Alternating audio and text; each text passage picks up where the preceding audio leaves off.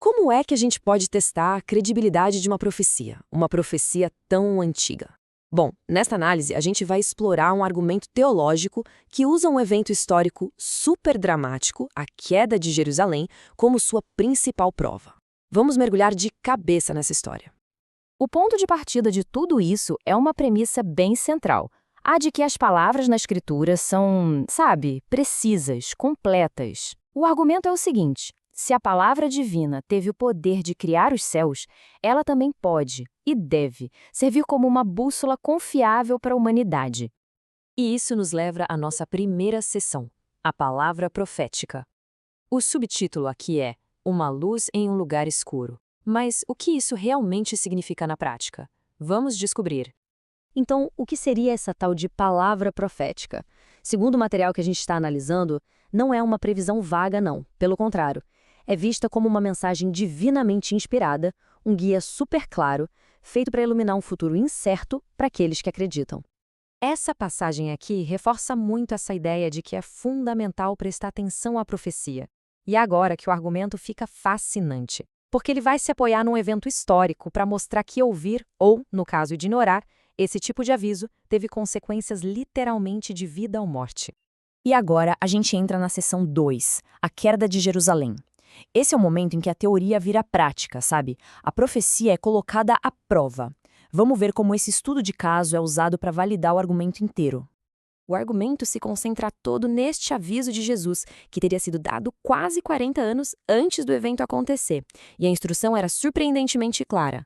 Quando um sinal bem específico aparecesse, a tal abominação da desolação, era para fugir para os montes, na hora, sem pensar duas vezes. E a linha do tempo dos eventos é impressionante. Primeiro vem a profecia. Décadas depois, lá em 69 d.C., o exército romano se aproxima, mas de uma forma totalmente inesperada, ele recua.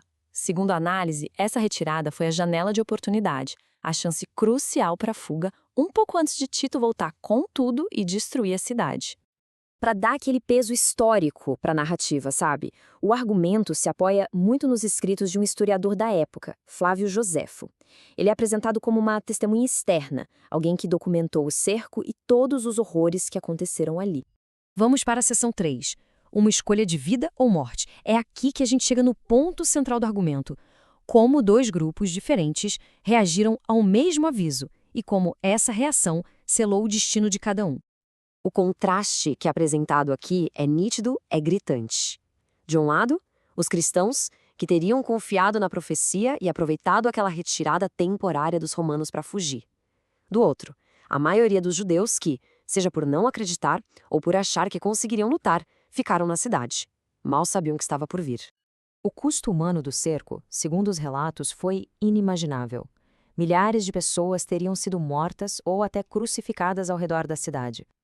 E para o argumento teológico, esse foi o cumprimento literal das profecias de julgamento. E tem essa profecia ainda mais antiga, lá do livro de Lamentações, que é apontada como tendo sido cumprida da forma mais terrível possível durante o cerco. Dizem que o próprio historiador Joséfo registrou que a fome foi tão, mas tão severa, que mulheres chegaram ao extremo de comer os próprios filhos. É terrível de imaginar. Seção 4. Um alerta para o futuro. Ok, agora a análise dá um passo para trás, amplia o foco e usa esse evento histórico como um espelho para os dias de hoje e para o que ainda está por vir. A lógica aqui é que avisos são sempre dados através da profecia. A destruição de Jerusalém é usada como o maior exemplo disso, um segredo que foi revelado a tempo de salvar aqueles que decidiram ouvir. E aqui a análise faz um paralelo bem direto entre o passado e o presente. O argumento é que, do mesmo jeito que muita gente continuou a vida normalmente, ignorando os avisos sobre Jerusalém, hoje, muitos estariam fazendo a mesma coisa, ignorando as profecias sobre o fim dos tempos, vivendo como se nada fosse acontecer, como nos dias de Noé. Com isso, a gente chega na seção final, construindo sobre a rocha. O argumento aqui conclui com uma parábola muito famosa para ilustrar onde a gente encontra a verdadeira segurança. A parábola começa com o construtor sábio. Nesse contexto, ouvir e praticar as palavras, como os avisos proféticos que vimos, é a mesma coisa que construir sobre a rocha. É criar um alicerce firme, sabe, capaz de aguentar qualquer tempestade. E aqui vem o outro lado da moeda, o construtor insensato. Segundo o argumento, só ouvir as palavras, mas não fazer nada a respeito, é como construir na areia. Uma fundação que, na primeira dificuldade, na primeira chuva forte, está destinada a desmoronar. E assim, a análise toda nos deixa com essa metáfora transformada em uma pergunta bem direta.